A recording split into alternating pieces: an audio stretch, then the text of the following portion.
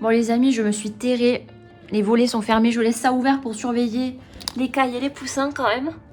Je regarde très régulièrement, comme ça je peux me... Si je vois une buse, si je vois une merde là, je me jette dehors là, je rampe dessous et je vais lui foutre des coups de savate.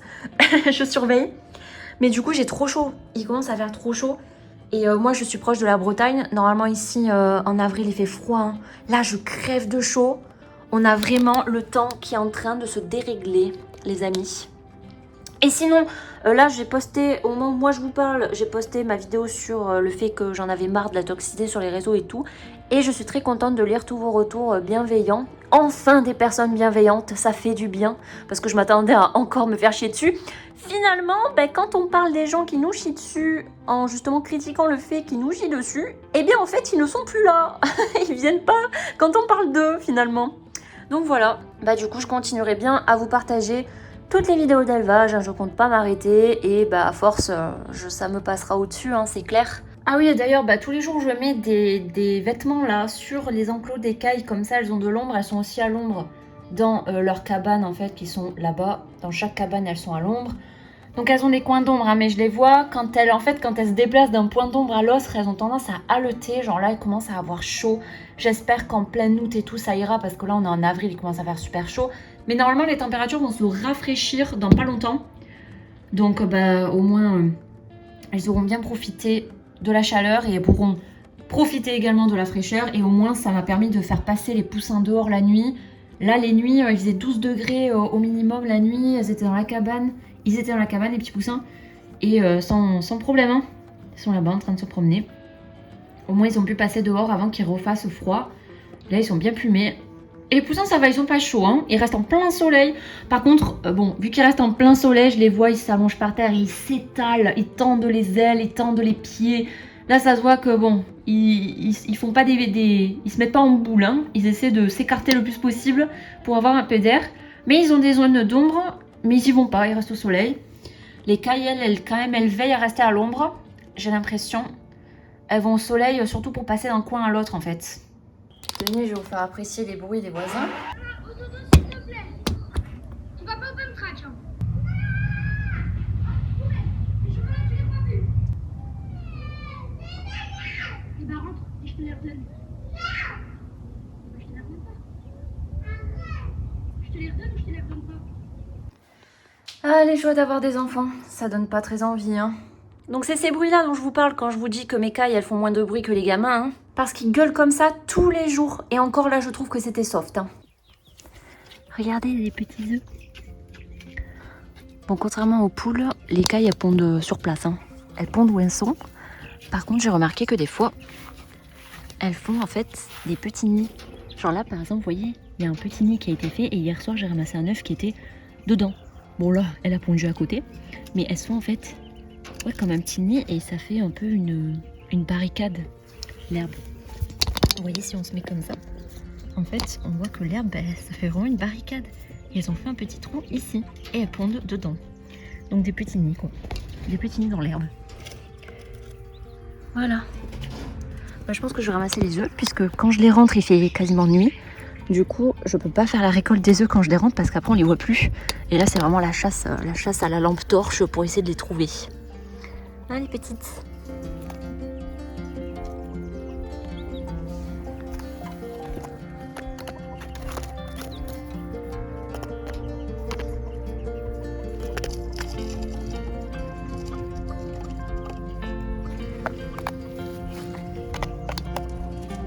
Elle, vous voyez, elle a le dos qui est attaqué parce que les mâles ils cochent pas mal.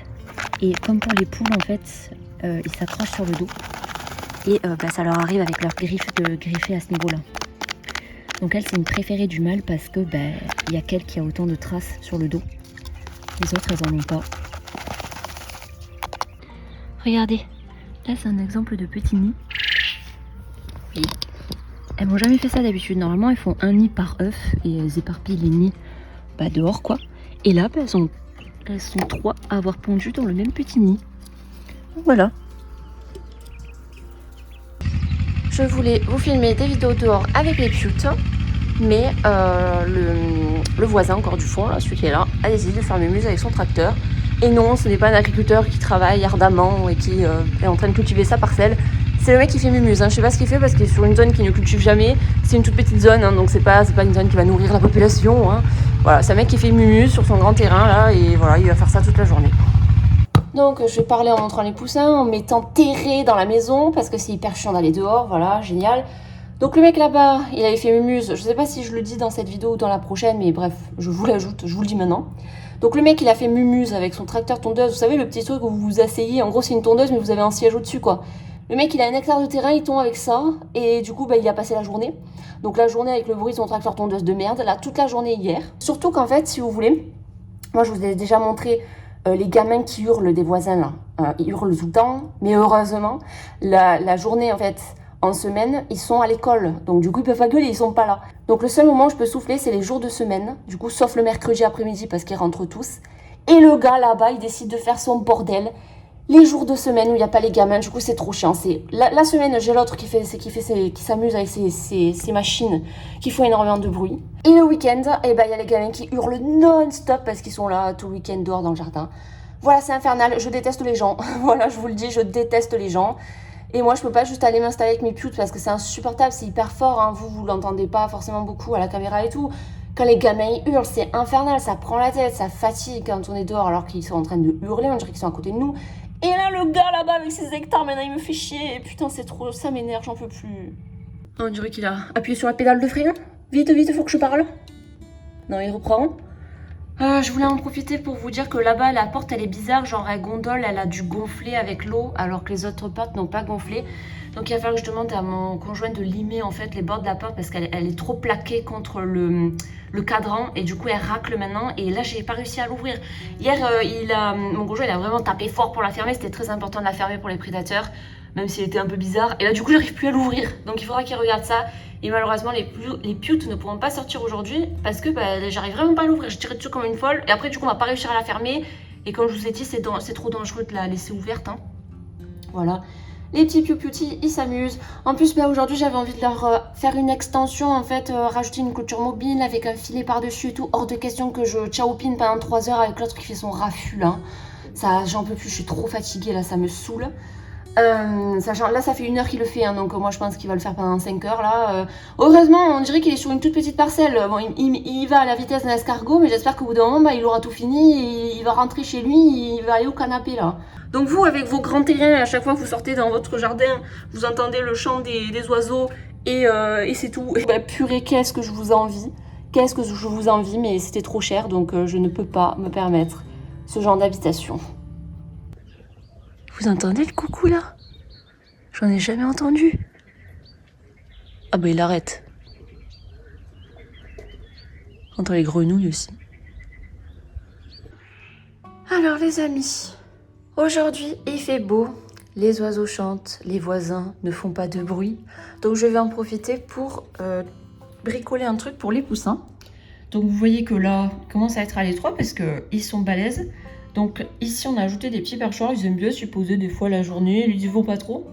Mais on a dû les clipser avec des pinces là parce que sinon avec leur poids et en allant dessus en courant en fait, ils font bouger les planches et du coup elles sortaient des petits barreaux et elles tombaient en fait.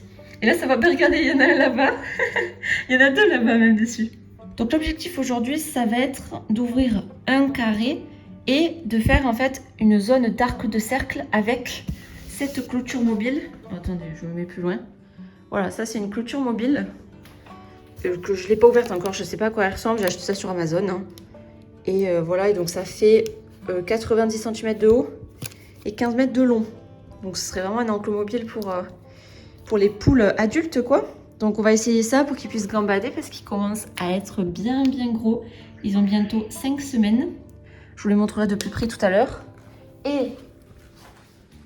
Et avant d'installer ça, j'ai acheté ça. Alors, ça, c'est un tout bête filet à oiseaux, vous savez, qu'on met sur les plantations et tout. Parce que moi, ça m'embête avec cet enclos-là, vous voyez, de le laisser ouvert dans l'herbe. Et si les petits poussins, ils sont là, en plein milieu, et que c'est ouvert, une buse là-haut qui patrouille, elle pourrait faire un piqué, choper le poussin et partir. Il fallait que je lui mette un truc entre les deux pour qu'elle s'empêtre dedans, en fait, et elle puisse pas les choper. Donc, j'espère qu'il va tenir. Je vais essayer de faire ça pour que si une buse vient et veut choper un poussin, elle pourra pas le faire du premier coup en fait. Ça ne la stoppera pas si vraiment elle veut aller dans l'enclos ou quoi. Mais au moins, les poussins pourront partir se cacher en courant dans la cabane, qui est leur lieu. Ils ont bien compris que c'était le lieu de sécurité. Quand ils ont peur, ils vont dans la cabane. Et moi, j'entendrai le raffut et je viendrai me battre avec la buse, quoi, vous voyez. Donc, je vais essayer. Hein. Je vais essayer de chaoupiner ça là à un moment. Et après, bah, je vous montre si j'ai réussi à faire quelque chose. Regardez. J'ai fait ça, du coup. Donc j'ai délimité comme ça. Bon, les voisins, ils vont faire du bordel. Délimité comme ça. Je vais ouvrir la porte ici, là-bas. Et je vais voir si je vais voir comment rajouter le filet par-dessus, du coup. Et ils auront beaucoup plus d'espace. Bon, bien sûr, les trouillards, hein. Dès que j'ai commencé à chaoupiner avec les piquets, ils sont partis se cacher dans la cabane. Hein. Vous savez qu'ils sont froussards, hein. En fait, avec le pied, là, vous mettez votre pied dessus, vous poussez, ça l'enterre. Il y a ça d'enterré, de tige en métal. Voilà. À voir si ça tient sur la durée, mais c'est juste pour délimiter un espace. C'est pas pour les protéger des prédateurs ou quoi. Hein. Trop contente, les amis, regardez. Tada! Donc, le filet à oiseau, là, je l'ai déplié et en fait, je l'ai coincé dans les piquets en le forçant. En fait, ça le casse. Hein. Ça casse quelques mailles et ça le force dans le piquet. Et du coup, je l'ai tendu comme ça, d'un piquet à l'autre. Vous voyez, d'un piquet à l'autre, je l'ai tendu.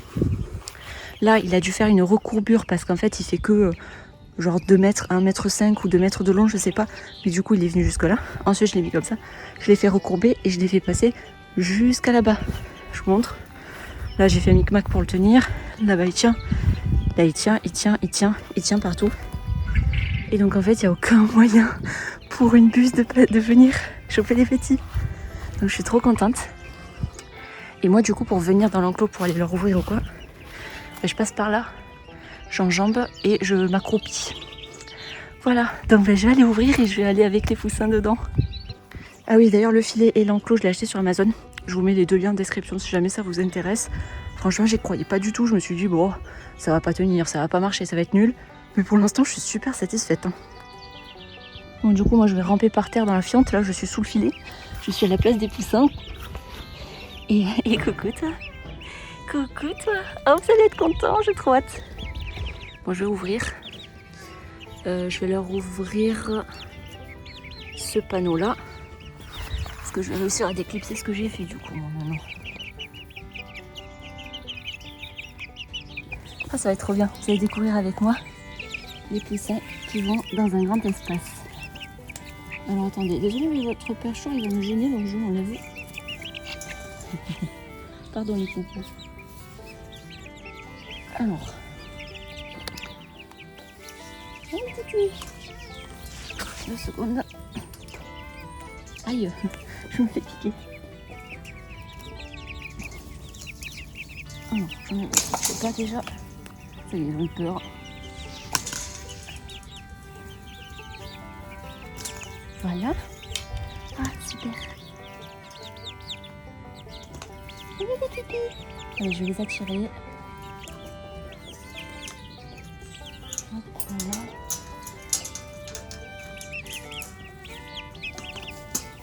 Je vais changer la cale. Hop. Allez, venez. Je vais m'asseoir au fond. Allez, pipi. Pipi. Pipi. Ils peuvent aller jusque là-bas, hein, du coup. Hein. Du coup, j'en profite pour vous les montrer. Ils sont magnifiques. Magnifiques.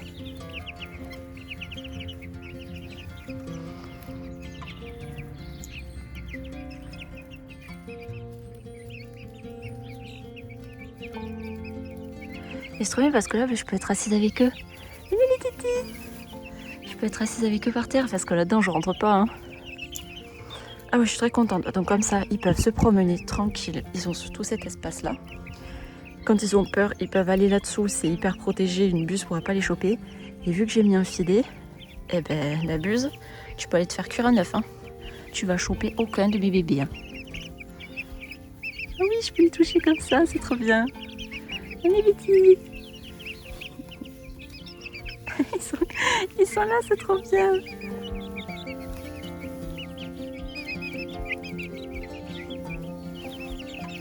Coucou les petits.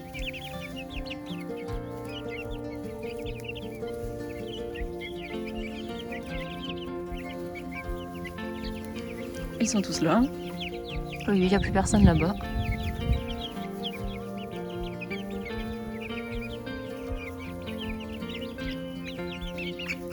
Oula.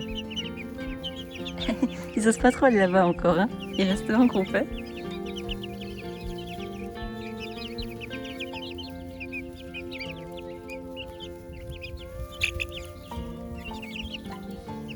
Je le fais piquer.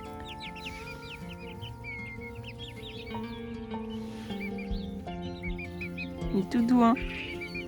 Il est tout doux, les petits. Oh putain, ça y est, je me fais taper les fesses et tout, là. Et...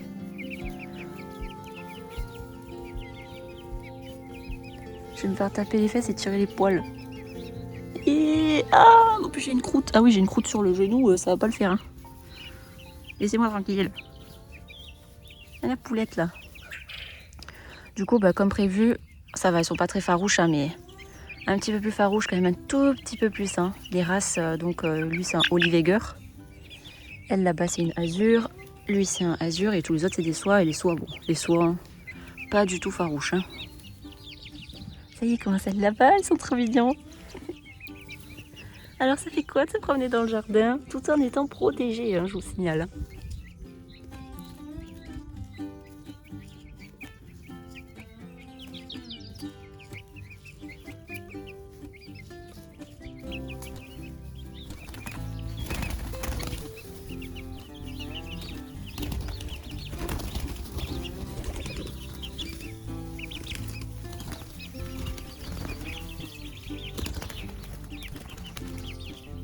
Ah, il y en a qui est là-bas.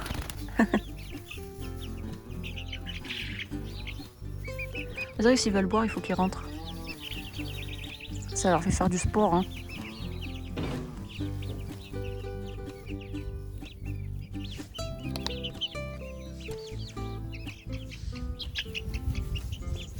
Ils ont peur de ça, là. C'est un bout de bois. Enfin, c'est une liane sèche, là. Coucou, toi, tu viens me voir. Ils viennent me voir, les petits. Oh là là, et moi, je vous signale, je vais passer... c'est bon, hein, je vais passer des heures à les regarder, là. Ah merde, il avait peur de la face. Ne mange pas ça. Et le petit coq, là. Je suis pas sûre que ce soit un coq encore, hein. Je sais pas si cette race, ils ont des grandes crêtes, les femelles. Mais bon, il a l'attitude, hein. Toi, t'es une poulette, toi. Regardez ce pompon qu'il a, lui. Et sinon, donc, pour le sexage des soies, vous voyez, ça, j'ai l'impression que c'est une femelle. Parce que la crête, elle est très étroite. Vous voyez, ça fait juste une pointe. Une pointe, en fait, qui monte. Putain, ils sont tous là.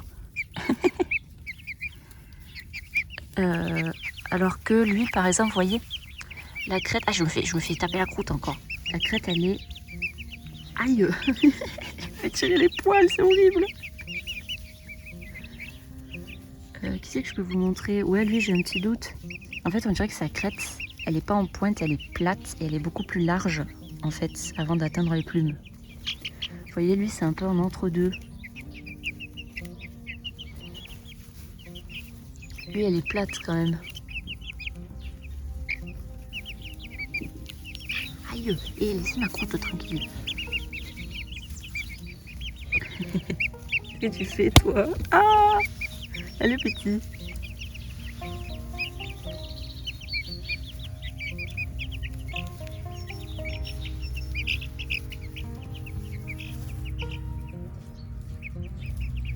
Bon, ils sont trop contents en tout cas.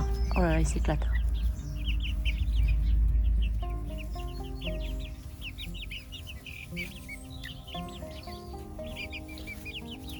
Aïe, et oh.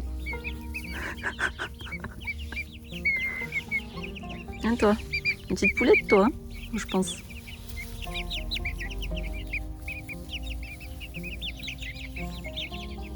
Je crois qu'elle aussi, c'est une poulette, je crois.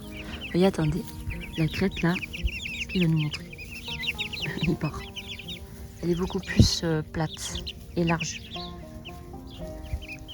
Alors que elle,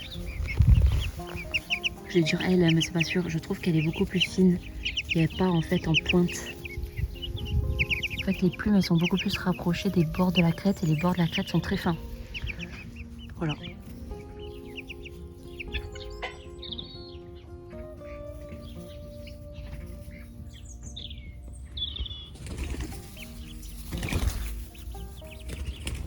Mini pipi. Piou piou.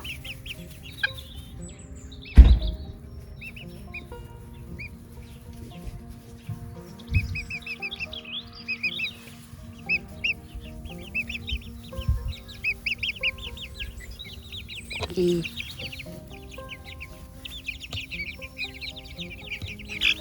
je le fais attaquer de partout. Hein. Non mais...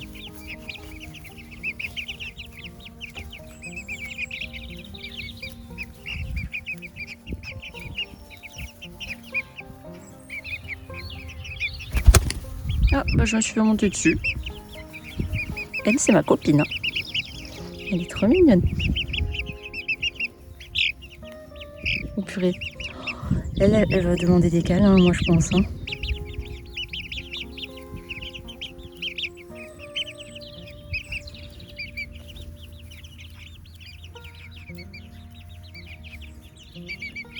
Ah, et je me fais taper. Et l'autre, il m'arrache la croûte. Hein.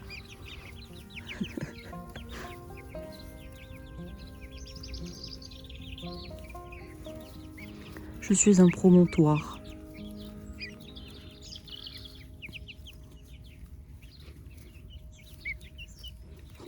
Et l'autre, il me tape. Hein. Et oh.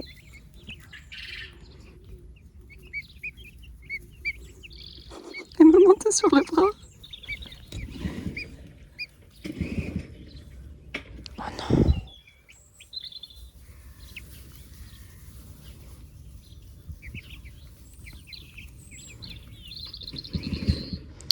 Bon, ben je sens que je vais devoir écourter la balade. Voilà.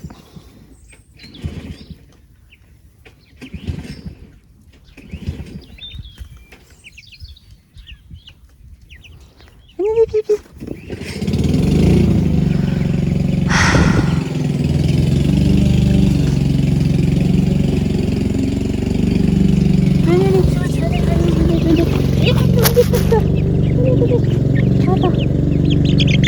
Bon, c'est la panique totale. Hein.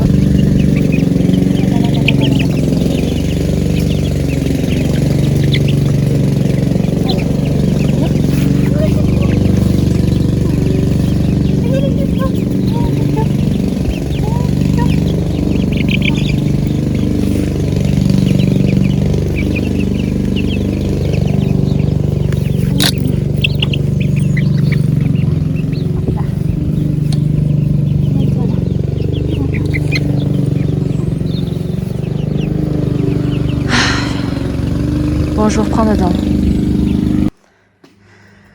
Voilà, ben, moment de découverte très mignon pour eux, totalement ruiné par l'autre qui passe sa tondeuse thermique, alors qu'il a ça de terrain, comme moi.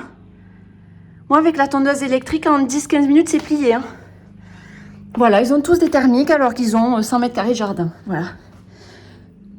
Ils sont tous affolés là-bas. Putain, mais vraiment... Je vous avais dit en plus aujourd'hui, je suis contente, ils font pas de bruit les voisins aujourd'hui. Putain, il est 10h du matin, on est vendredi 10h du matin, mais qu'est-ce qu'ils foutent en fait? Moi je suis auto-entrepreneuse, je travaille de chez moi, je peux faire mon emploi du temps. Et eux, ils sont pas auto-entrepreneurs, qu'est-ce qu'ils foutent dehors à cette heure-là à faire un boucan pareil? Putain, j'en ai trop marre, hein. Ils étaient totalement affolés les pauvres. Ils se jetaient dans le grillage pour se fuir le bruit là, putain, je suis vraiment trop énervée, hein. Les pauvres, du coup, peut-être qu'ils ont associé le grillage là à une expérience traumatisante. En plus, vous savez, sur le côté de la haie, là, on voit un tout petit peu leur jardin. Et du coup, je pense qu'ils m'ont vu être assise en tailleur par terre, en train de faire des câlins à mes poussins. Et ils se sont dit, tiens, c'est le meilleur moment pour passer ma tondeuse électrique, là. Elle est juste à côté. Je vais tout pourrir, là, avec ma putain de tondeuse de merde. Pour leur jardin, là, l'herbe, elle est comme ça. Ah, ça va pas, il faut qu'elle soit comme ça, hein. Ah, ouais, surtout, hein. Putain... Vraiment, je suis tellement énervée, ils font du bruit tous les jours, il y a leurs gamins qui hurlent, tous les jours, ils passent leur tondeuse thermique sur leur petit terrain de merde, l'autre, il a 3 hectares, il a une mini tondeuse autoportée, là, mais qu'est-ce qu'ils branlent, en fait? Genre, tous les jours, ils se réveillent, ils vont dehors, ils se disent, tiens, comment je peux faire chier le monde? Comment je peux faire le plus de bruit possible pour faire chier les gens? C'est vraiment ça. Hein. Quand ils se lèvent, ils font ça. Alors que moi, quand je me lève et que j'entends mes cailles chanter, je me dis, oula, qu'est-ce que je peux faire pour faire en sorte que mes cailles chantent moins? Est-ce que ça va? Est-ce que le ratio de mâle-femelle est bon? Comment je peux faire pour qu'ils chantent moins, pour que ça dérange pas les voisins alors qu'ils chantent 2-3 fois le matin et la journée, ils chantent plus. Ils chantent pas. Enfin, ils font aucun bruit, mais mes volailles, regardez toutes les volailles que j'ai. Je fais 100 fois moins de bruit que les voisins avec leurs enfants et leur tondeuse thermique, là. Putain, mais le respect, quoi, le respect. Parce que si vous avez vu mes vidéos précédentes... Ah, ça y est, ils ressortent. Putain, si vous avez vu mes vidéos précédentes, en fait, là, c'est un trop-plein parce que... Faut que je mette une seconde ouverture parce que sinon, quand ils paniquent, ils essaient de rejoindre les copains là, ils y arrivent pas. Donc, je vais aller leur mettre ça. Et putain, parce qu'en fait, vous voyez, je crois que je vous avais montré dans les vidéos précédentes, tous les jours, là, cette semaine, tous les jours. Les voisins, ils ont fait du bruit toute la journée, mais du bruit, mais chiant, en fait. Genre, les enfants qui crient...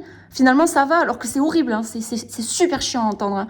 Mais là, cette semaine, tous, ils ont sorti leurs engins thermiques les plus chiants toute la journée, tous les jours. Là, depuis une semaine, donc moi, j'en peux plus. J'en peux plus, je veux juste aller m'asseoir dans l'air pour garder les poussins. Et t'entends les... Putain, mais... Voilà. Et là, on est en semaine, donc c'est le seul moment où j'ai du calme, en fait. Parce que le week-end, les enfants, ils sont dehors, en roue libre, et ils gueulent toute la journée jusqu'au soir, jusqu'à ce qu'il fasse nuit. Donc la semaine, vous voyez, c'est mon petit moment où je me dis, ah, la semaine, je peux aller m'asseoir dans l'herbe et être avec les poussins et interagir avec eux et il n'y aura pas un bruit assourdissant à côté, quoi. Eh ben non, même pas, parce qu'on est vendredi, donc dès que l'autre il a fini, les enfants ils rentrent de l'école et ils vont hurler dehors, quoi.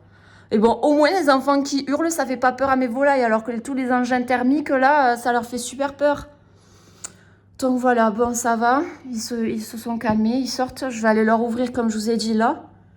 Mais j'avais besoin d'évacuer auprès de vous parce que je sais que parmi vous, il y en a plein qui sont en pleine campagne et vous avez les voisins loin et ils font pas de bruit. Et quand vous sortez dans votre jardin avec vos volailles, ben, vous êtes tranquille, il y a le chant des oiseaux, quoi.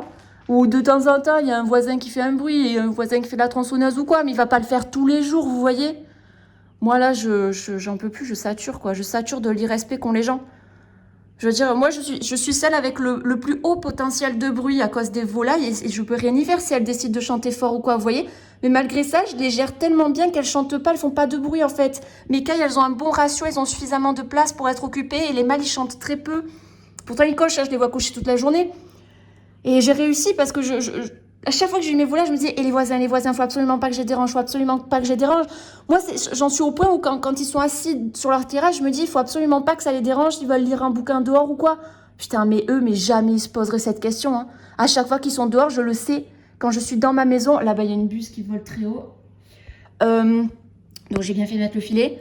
Donc, quand je suis dans ma maison, je sais qu'ils sont dehors parce qu'ils parlent fort, ils gueulent et tout. Putain, mais...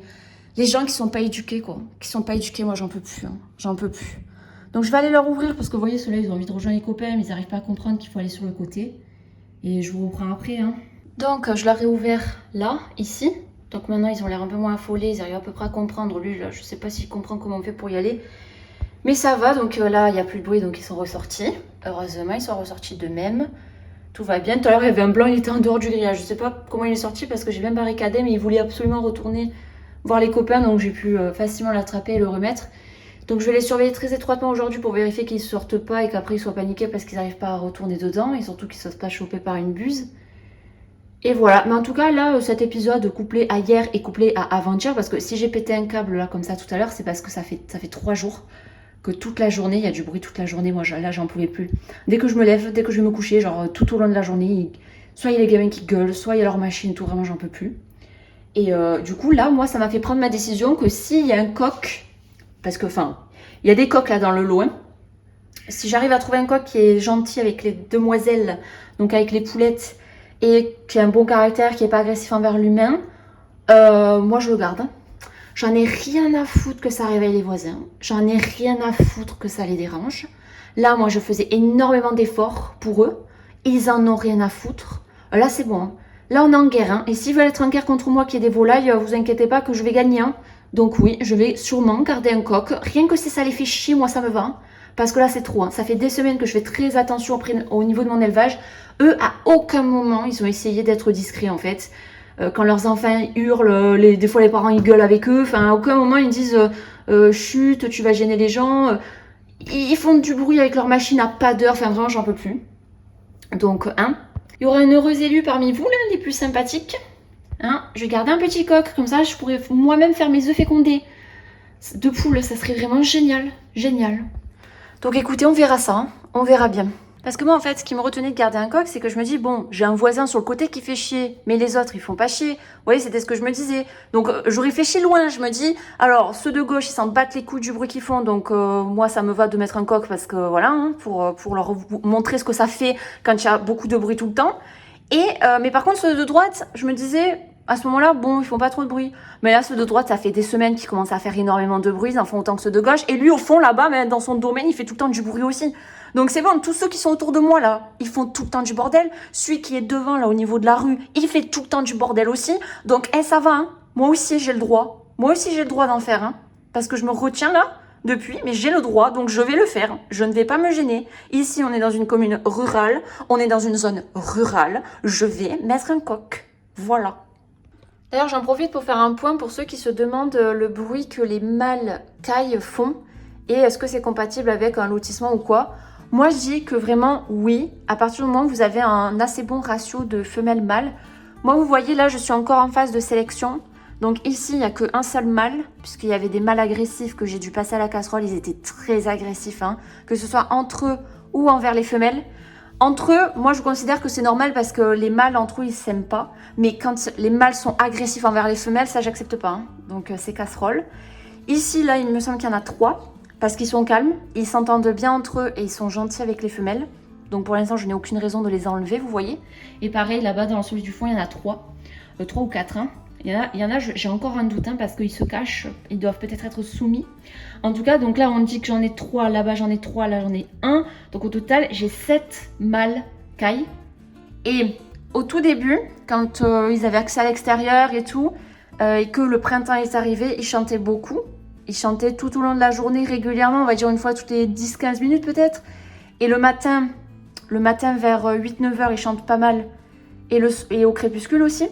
Mais là, depuis que maintenant leur groupe est stable, que j'ai enlevé les mâles agressifs et que du coup chaque mâle est tranquille, il n'a pas de stress, il n'a pas besoin de surperformer, bah, ils chantent peu. Ils chantent le matin, ils aiment bien le matin, là au lever du jour, entre 7 et 9 heures à peu près.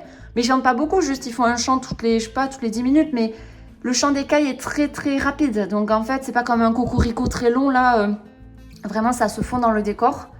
Et donc là, depuis qu'ils se sont calmés, là on est mi-avril, ils sont bien dans le printemps, les femelles elles pondent tous les jours, les mâles ils cochent, voilà, ils chantent moins. Ils ressentent moins le besoin de chanter et de montrer leur virilité, on va dire, hein, parce que bon, les mâles cailles qui chantent, c'est demoiselles, regardez-moi. Les autres mâles partez, c'est ça qu'il dit en gros. Allez, qu'est-ce qu'on a maintenant ? On a un mec qui tronçonne, qui fait je sais pas quoi au loin.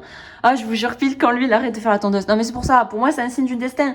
Là tous les voisins il faut un bruit monstre, ils me disent mais vas-y en fait on te donne le feu vert pour mettre ton coq parce que tu gêneras personne puisque tous les autres ils se gênent entre eux, ils me gênent aussi donc voilà, donc du coup n'hésitez pas, moi je dis à tenter d'avoir des cailles mâles hein, même si vous êtes en lotissement parce que en fait ça dépend de l'isolation phonique des maisons aux alentours. Parce que nous, on a tous du coup des maisons récentes dans ce lotissement, donc elles sont bien isolées au niveau du bruit. Les vieilles maisons qui n'ont pas été isolées ou mal isolées, on peut plus entendre le bruit extérieur, on va dire. Et donc, si vous avez une maison qui est isolée phoniquement, en fait, on les entend très peu quand on est dans la maison, alors que pour nous, ils sont vraiment juste à côté de la baie vitrée, vous voyez. Donc, les voisins ne les entendent pas quand ils sont dans leur maison. Par contre, un coq, je pense qu'ils l'entendent, hein, parce que quand on est dehors, on entend fort les coqs qui sont très loin. Donc, les coqs, c'est pas pareil. Mais si vous êtes en lotissement, que vous avez peur pour vos voisins et tout, vous pouvez vraiment tenter les cailles. Et moi, là, du coup, je vous ai dit, j'ai 7 mâles. Et franchement, ça va, ils font pas beaucoup de bruit. Si vous voulez être sûr qu'ils font vraiment pas de bruit ou très peu de bruit, vous prenez que un mâle, en fait. Que 1 ou 2 mâles. Vous pouvez avoir 2 mâles si jamais vous voulez un backup, si votre reproducteur principal meurt. Parce que on dit dans l'élevage que si on a un coq, c'est comme si on n'avait pas de coq. Donc moi, c'est mon principe aussi. C'est pour ça que je garderai toujours plusieurs mâles. Et voilà, vous pouvez juste en avoir 1 ou 2. Après, encore une fois, ça dépend de l'espace aussi. Moi, vous voyez quand même qu'ils ont assez d'espace. Ils peuvent aller donc de là, c'est assez large là, leur enclos, et ils peuvent aller jusqu'au fond de la cabane là-bas. Donc les mâles, ils passent pas leur temps à se chamailler parce qu'ils se voient pas forcément toute la journée, quoi. Si vous les mettez en clapier, ou dans une petite structure et qu'ils sortent jamais, là par contre il va vraiment falloir qu'un seul mâle par groupe de femelles parce que sinon ils risquent de se battre à mort en fait les deux mâles et ils risquent aussi de chanter tout le temps pour que l'un montre sa dominance face à l'autre en fait si vous voulez. Donc voilà. Ouais, il y en a un, il fait je sais pas, du coup de bordure ou de la tronçonneuse ou du je sais pas quoi là. Mais au moins c'est loin, donc ça affole pas les bébés là. Je vous jure. Non mais les amis, c'est un sketch, hein. Vous entendez ça? Ça doit être par là-bas, là. Depuis 3 jours, c'est un sketch. J'ai pas un moment de paix. Genre, j'ai pas 10 minutes de paix, en fait. C'est fou. Bon, les puputes, ils font un peu dodo, là, dans le grillage. Oh, ils ressortent encore, hein. Les pipis.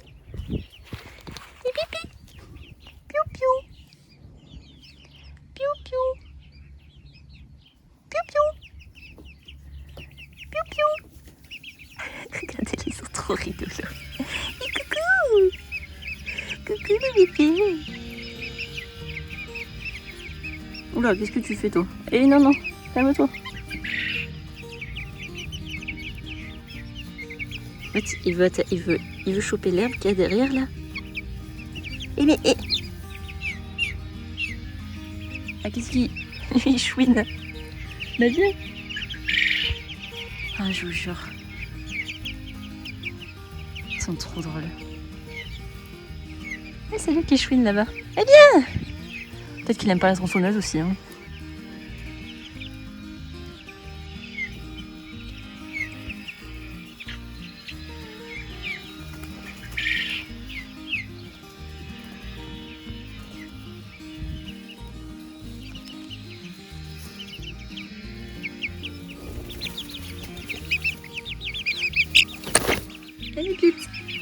J'aimerais bien rester avec eux, mais c'est vraiment pas agréable les bruits là, hein. Donc je vais aller faire du montage. Donc je viens là pour vous dire, oui d'ailleurs, je vous avais dit, je crois que c'était dans la vidéo précédente, que la porte, on n'arrivait pas à l'ouvrir là-bas. Donc mon conjoint il avait regardé le soir. Et bon, il a forcé, il a re-rentré, il a ressorti, il a re-rentré. Du coup, elle s'est un peu limée, on va dire. Et du coup, maintenant j'ai réussi à l'ouvrir ce matin. Elle est tendue là. Mamie, ça te plaît pas la tronçonneuse à toi non plus, hein? Vous avez envie de faire la sieste? Et ça fait du bruit. Du coup, j'ai pu les sortir, la porte refonctionne. Il faut en fait qu'elle s'use un peu sur les côtés parce que, en fait, elle est parfaitement, comment dire, elle épouse parfaitement le cadre, sauf que avec les intempéries, avec la pluie, l'humidité, le bois il gonfle un peu, même s'il est peint, et du coup, ça rentre plus. Et c'est pour ça que ça, c'est la première porte qu'il a faite, et il s'est dit, ah, ça va peut-être être un problème. Donc pour les 2 portes qu'il a faites, ensuite, il a laissé un tout petit peu de jour, genre ça, sur les pourtours de la porte, comme ça les prédateurs ne peuvent pas rentrer, mais si la porte gonfle, elle peut quand même être ouverte et fermée sans problème. Donc ces 2 portes-là, elles n'ont pas de souci. C'est pour ça qu'à chaque nouvel enclos, à chaque nouvelle construction, mon conjoint, il améliore ce qu'il a fait précédemment et il apprend. Là, on a fait un système de porte comme ça, on a testé. On voyait que c'était un peu la galère pour accoler l'enclos grillagé, mais ça, c'est un poulailler temporaire qui est uniquement destiné aux poussins en croissance. Il n'y aura pas de cailles dedans. Les cailles, elles auront toutes des enclos comme ça, avec un système de porte à ouverture qu'on peut baisser, qui est petite et qui est plus petite que l'enclos en métal. Comme ça, l'enclos en métal peut être accolé et peut rester en permanent collé à l'enclos. Et bien sûr, comme je vous ai dit, quand l'herbe commence à être un petit peu souillée et qu'elle est un peu moins verte, et ben hop, je déplace tout. Donc je déplace toute la structure noire à côté et l'enclos à côté, et comme ça, elles ont de l'herbe propre. Et je fais ça pour tout le monde, et je fais ça pour les poussins aussi. Les poussins aussi, quand ils auront pas mal piétiné, je vais tout prendre et tout aller mettre par exemple de l'autre côté du jardin là-bas ou sur les côtés du jardin ou là-bas, en fonction de là où je vois que l'herbe elle est la plus verte et la plus appétissante, on va dire. Et comme ça, ils sont tout le temps sur de l'herbe propre. Tous, même les cailles. Et les cailles, je vois, elles adorent être dans l'herbe, hein, passent leur journée dans l'herbe, même si on dit que les cailles, elles aiment pas être au grand jour, elles aiment pas être en pleine vue, là, elles ont pas d'arbres, elles ont rien pour... les cacher, mais regardez, elles sont allongées dans l'herbe, elles adorent. Donc quand elles veulent aller pondre, soit elles pondent dans la cabane, et elles font un petit nid dans la paille, soit elles pondent par terre, elles se font des petits nids dans l'herbe, elles se grattent des petits nids. Je vous ai montré ça dans une vidéo précédente normalement, et j'ai remarqué là, pendant plusieurs jours, elles vont repondre dans le petit nid qu'elles ont gratté dans l'herbe. Donc elles ont vraiment cet instinct naturel de se dire, je me fais un petit nid dans les herbes là, et je ponds là. Et après, elles y retournent et elles pondent à plusieurs, des fois dans le même petit nid qu'elles se sont faites elles-mêmes. Et elles aiment beaucoup du coup pondre dans l'herbe, être dans l'herbe. Et voilà, là il y en a une qui sort de la cabane là-bas. Elle va faire, hop, elle va passer comme ça, elle va monter tous les petits trucs et hop, après elle va sortir. Non, là elle n'a pas envie de sortir. En tout cas, elles ont le choix, vous voyez, elles ont pas. Des fois elles restent dans la cabane tranquille, elles n'ont pas envie d'aller dehors et des fois elles vont dehors. Voilà, elles choisissent, vous voyez, elles n'arrêtent pas de rentrer, de sortir aussi parce qu'il y a l'eau et à manger dedans. Des fois je mets de l'eau dehors aussi. Et bah ça les fait bouger aussi, de passer d'un enclos à l'autre. Ça leur fait de l'activité sportive. Et voilà. Donc tout le monde est très content et je suis super contente du coup de ce système d'enclos là parce que en fait c'est tout bête, hein, c'est des piquets dans le sol. Le truc il tient bien, bon il est gondolé, c'est pas un truc parfait, c'est certainement pas pour protéger des prédateurs. C'est juste pour éviter qu'ils se barrent à l'autre bout du jardin et qu'ils paniquent ou qu'ils se rapprochent des clôtures. Alors le jardin il est entièrement clôturé. Mais le grillage au fond là-bas, les mailles sont assez grandes. Je pense qu'ils peuvent pas passer à travers, mais on sait jamais s'ils essaient de forcer. J'ai pas envie qu'ils se retrouvent chez les chèvres derrière ou chez les voisins sur les côtés. Donc là, je les cantonne à une zone. Et quand ils seront plus gros et qu'ils ne seront pas surtout sujets aux prédateurs aériens de type les pies ou les buses, et bien dans ce cas-là, j'enlèverai tout là et tous les matins, j'ouvre ça et ils se promènent. Ils se promènent où ils veulent. Ils vont dans le jardin comme ils veulent. Voilà, et là dans 2 semaines, mon conjoint va commencer la construction du poulailler. Du coup, le poulailler final qui sera là-bas, là où il y a les cailles, et qui fera, du coup là il a tout mis au panier. Il va me faire un truc de fou en fait, hein. Moi je le laisse faire, hein, il a carte blanche pour faire le poulailler comme il veut. Mais en gros ça va être une mini maison, hein. Il va faire une structure assez complexe, hein. Ça va pas être un truc en palette et tout, ça va être quelque chose de très résistant. Il veut me faire un poulailler qui va me tenir 15 ans quoi en fait.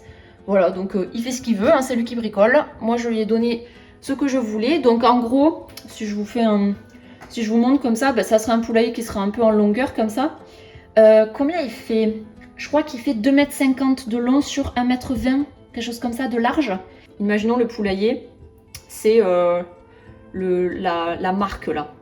Du coup, elles vont rentrer sur le côté comme ça.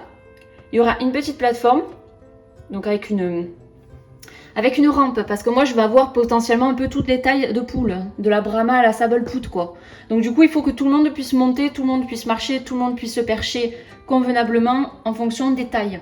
Et donc du coup il y aura une rampe pour monter dans le poulailler, puis une rampe pour monter à un second étage dans le poulailler. Il y aura un étage en fait, un petit étage qui fait comme une mezzanine en fait si vous voulez. Il y aura une mezzanine et ensuite il y a des perchoirs. Donc les perchoirs sont en double hauteur. Parce que nous on veut pas mettre les perchoirs au même niveau que les pondoirs, sinon elles risquent d'aller dormir dans les pondoirs. Mais du coup sous cette mezzanine il y aura tous les pondoirs. Si elles veulent dormir dans les pondoirs c'est pas grave, hein, elles auront le droit. Hein. Mais comme ça permet d'utiliser la place en hauteur. Parce que du coup le poulailler il va faire 1,80 m je crois, sans compter la surélévation. D'abord il est surélevé du sol d'au moins 50 cm. Et ensuite à partir de là du plancher, les murs qui sont sur le plancher vont faire 1,80 m avec une grande porte, ce qui me permet de me tenir debout dans le poulailler. Donc pour le nettoyer, pour tout l'entretien, tout c'est beaucoup plus simple. Voilà, donc on va dire 2 étages dans le sens où il y a les pondoirs au rez-de-chaussée et une mezzanine et c'est là où il y aura les perchoirs et la zone de dodo quoi en gros. Ça permet d'utiliser l'espace en hauteur. Et après au sol il va mettre du lino puisque ça va être un poulailler en bois. J'ai regardé les poulaillers en plastique, vous savez, qui sont un petit peu rouges. Le problème, c'est que ça coûte une blinde. En fait, ils coûtent très cher alors qu'ils sont pas grands, ils sont petits.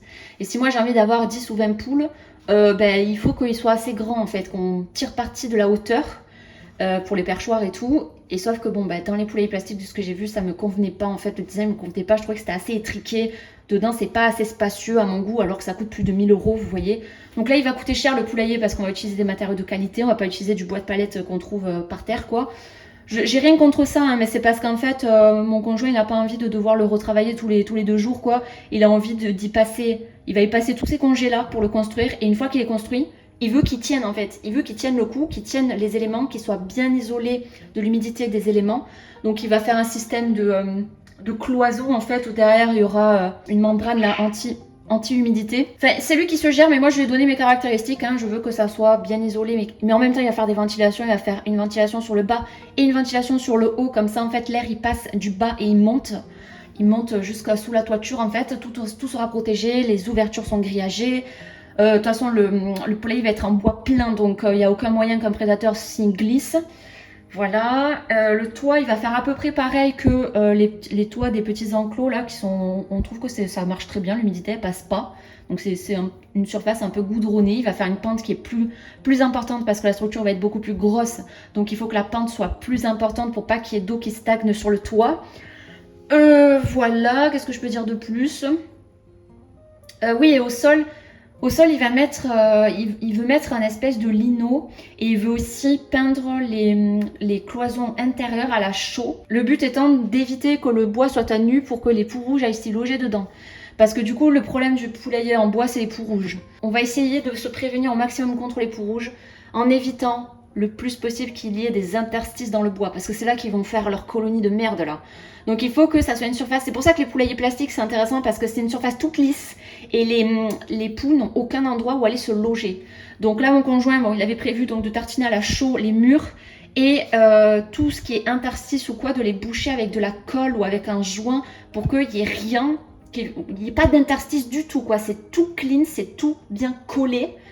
Voilà, ça va être son challenge et ça va être ce qu'il va essayer de faire. En tout cas c'est ce qu'il a prévu. Donc on verra ça et puis si j'ai des poux, j'ai des poux, tant pis, hein, c'est comme ça, il faudra que je traite et que...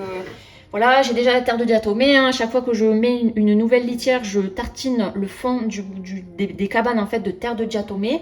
Je ferai pareil dans le poulailler et voilà, on espère. Ce qui est bien de mon côté, c'est que je ne vais probablement jamais acheter de sujets adultes. Moi, j'adore faire des incubations, donc si je veux une race, j'achète les œufs fécondés de cette race, je les fais incuber, je les fais naître moi-même. Donc je vais jamais acheter de sujets adultes qui proviennent d'un autre élevage. Et ça c'est un point positif pour la transmission de poux, de maladies et tout, parce que c'est difficile de forcément détecter sur une poule qu'on va acheter chez quelqu'un si elle n'a pas quelques poux qui traînent sur elle. Et ensuite elle les ramène à la maison, ils tombent dans l'herbe, ils tombent dans le poulailler, et c'est là qu'après on a une infestation. Les poux rouges, ils viennent aussi des oiseaux sauvages. Moi j'ai pas beaucoup d'oiseaux qui viennent, parce que je laisse traîner aucune nourriture, donc ils sont pas très intéressés par le jardin. Le jardin est un peu, on va dire, pauvre en couverture au niveau des végétaux et tout. Bon, je pense que je suis pas très à risque de poux rouges pour l'instant, mais je pense qu'ils vont arriver un jour. Ils vont arriver un jour. Pour l'instant, ils sont pas là. Et on prie pour qu'ils viennent pas.